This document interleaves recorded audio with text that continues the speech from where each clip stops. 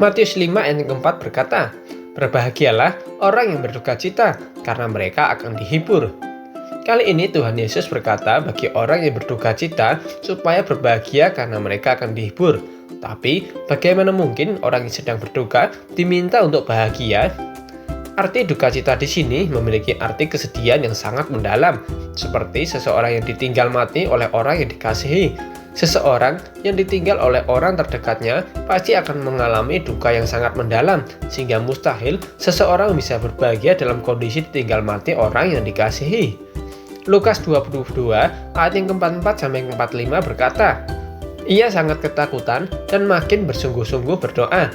Keluhnya menjadi seperti titik-titik darah yang bertetesan ke tanah. Lalu ia bangkit dari doanya dan kembali kepada murid-muridnya. Tetapi ia mendapati mereka sedang tidur karena duka cita." Jadi makna duka cita dalam ayat ini adalah tentang perasaan seseorang yang sedang dalam kondisi kesedihan yang dalam. Dan dalam konteks berbahagia di sini adalah duka cita setiap orang yang sedih karena jauh dari Allah. Seperti para murid yang sedih karena akan ditinggal oleh Tuhan Yesus. Dan Tuhan Yesus sendiri berduka karena dosa seluruh umat manusia yang akan ditumpahkan padanya. Manusia merasa Allah meninggalkan manusia bukan karena Allah jauh, tapi karena manusia tidak dapat melihat Allah oleh karena dosa yang menghalangi manusia.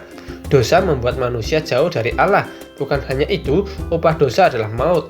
Maka setiap orang harus menerima hukuman, yaitu maut. Jadi orang yang berduka cita karena dosa-dosanya akan dihibur, yaitu melalui perdamaian oleh Yesus Kristus yang sudah menebus dosa manusia. Sehingga sekarang mereka akan berbahagia karena dapat melihat Allah, yaitu Yesus Kristus itu sendiri.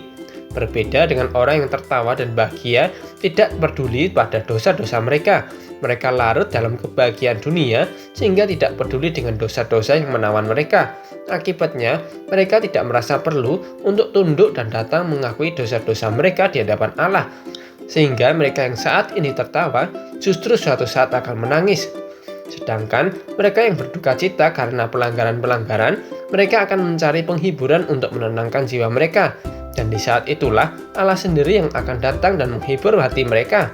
Melalui kematian Yesus Kristus di kayu salib, mereka yang berduka cita akan dihiburkan karena penebusan Kristus menjadi tanda bahwa dosa dan pelanggaran mereka telah diampuni. Dan kini mereka yang berduka cita akan berbalik menjadi yang berbahagia karena karya keras selamatan Kristus membantu kita melihat Allah. Roma 3 ayat yang ke-23 sampai ke-24.